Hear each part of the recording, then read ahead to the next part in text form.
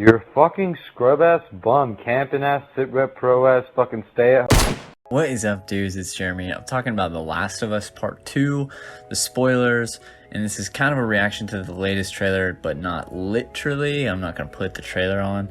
It's been a weird week for The Last of Us, and just a weird week for gaming in general. I feel like I made like a ton of realizations. The gaming community has really shown its true colors in a weird way. A lot was spoiled in the past week, and I'm going to be talking about those spoilers. So the big ones, the ones that everybody's talking about, okay? First one, these are spoilers. Again, I'm telling you, these are heavy spoilers. The first one that we saw, Joel killed by Abby. Now, if you don't know who Abby is a character, I don't remember when exactly she was introduced, but her dad is a doctor that you kill as Joel at the end of Last of Us. So there's a reason for it. It's not like totally... And obviously we have to see how this all plays out. I'll go through the rest of the spoilers and then I'm going to come back to that obviously and talk about why I'm kind of whatever. Abby, daughter of Dr. Yep. Okay. And then the second half of the game is played as Abby hunting Ellie.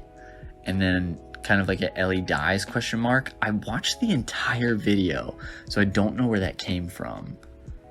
I didn't see that hinted anywhere, but evidently someone says that that's the case. So whatever, go with it.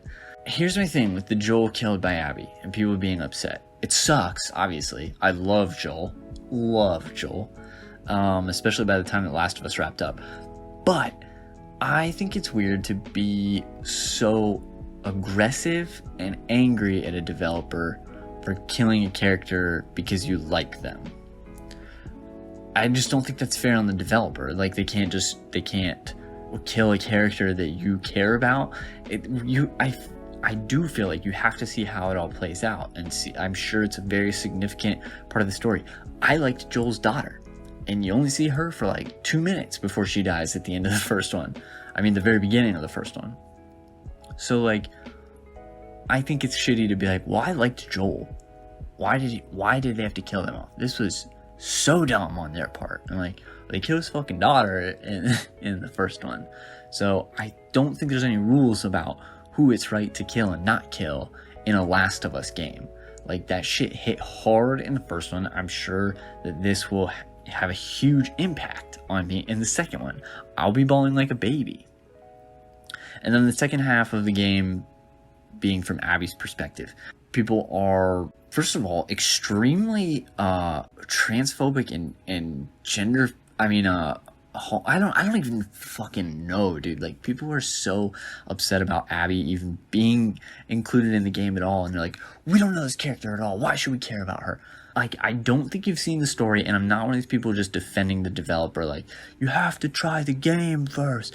I'm just saying, like, I don't know why you could immediately decide that that's not okay and not acceptable to you as a purchaser of the game. Like, don't be a purchaser of the game if that's not what you want to do, but I feel like there's huge room for a lot of story and character development when you're playing as the character. And if you're playing as that character after she kills Joel, I feel like that puts you in a conflicting spot, or you spend all this time in the game like, I don't like this person, even though the game maybe is making me see where this person is coming from or care about this person.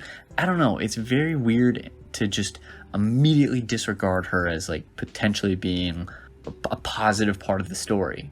You know what I mean? It's super weird. And then Ellie dies. I don't like that, but also on the same hand, I feel like that kind of would play to some of the themes of Last of Us, which is like an eye for an eye leaves the world blind. I didn't make that up. I think that could be a huge theme or a huge element to the story. Is like, if Ellie were to die again, don't want to see it. I would be devastated, but I think that story-wise, there's room for that to make sense. People who say that it leaves open for Last of Us 3, I don't think that's the case. I absolutely think that Last of Us Part 2 will be the end of the story. We've gone on, by the time that it releases, it'll have been 8 years, more than that, obviously, that they've been working on Last of Us material. So now let's move on. General stuff. There's a rumor that I saw, or I think it was just maybe one Redditor that was like, had a whole long post about how they thought Naughty Dog possibly leaked this themselves.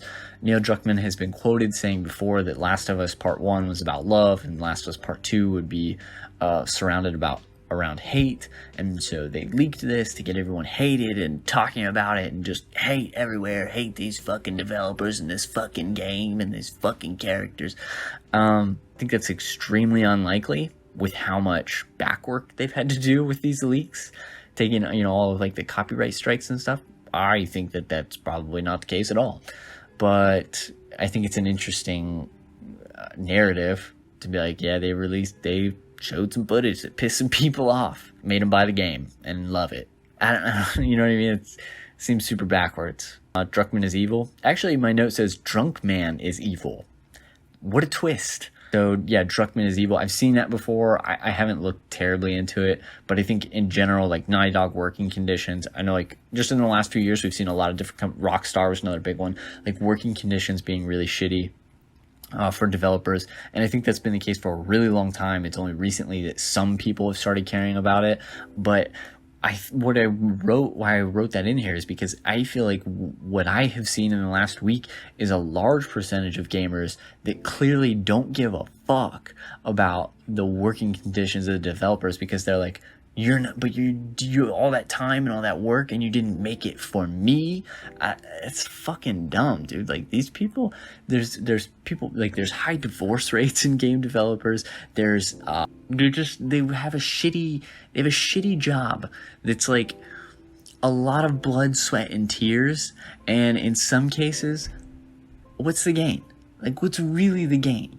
I feel like anybody who wants to become a developer or be involved with video game design has an interest in seeing their work be loved by others. Why would it, like, no, anyone would. If I made fucking water bottles, I would want people to enjoy these water bottles and be like, oh, this is a nice water bottle. It's not shaped like a fucking triangle or something. Like, you know what I mean? That's it. That's all I had for notes. Oh, I guess that's it. I saw the new trailer and I really enjoyed it. I think I did it a while ago, and this was probably supposed to be the first time you would see some of these things. I think it was for people who saw spoilers, it was a good trailer because it subtly addressed some of the stuff from that. And so that's cool. I think that's probably a good thing. I'm really disappointed in the gaming community. I would say, like, as a whole, I'm really disappointed in like a large percentage of gamers who have just like really shown kind of a nasty side of themselves. And like these leaks are devastating for companies, like prior to, like, especially 1 month before release. Well, I don't know. I think a release date got announced after this, like immediately after this, but still, like with a soon to be release, having a huge things leaked, I think that's fucked, and that probably hurt a lot of people in a lot of different ways. And now, like, I see all this and I'm like, dude, what, like, this is, now I'd be terrified to work on games in general, because if this shit happens, like I said, people want to nail some of these people to a cross, and it's like, you need to calm down. I am super curious what your thoughts are, so please let me know in comments, Twitter messages, @DudesJeremy, whatever. And we'll see you in the next one, dudes. Thanks for watching.